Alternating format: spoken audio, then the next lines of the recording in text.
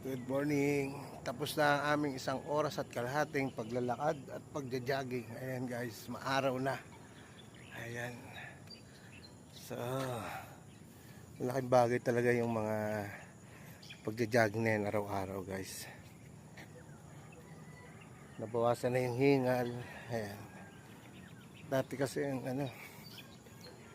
kasi pag naglakad ako ng isang poste na yan, ng street light na yan, hanggang doon sa isang street light yan, isang poste lang na ganyan, hingal na, pahinga na. Pero ngayon naiikot ko na yung isang round na ganun ng takbo, kaya malaking bagay. Pinakalakad ko yung umaga. So basta ang ano lang namin na isang oras, so isa't kalahati, okay na, maka 7,000 step pataas, kota na. Ayan guys, so yun lang, sinare ko lang sa inyo. Ngayon guys, ang aming nakakad ay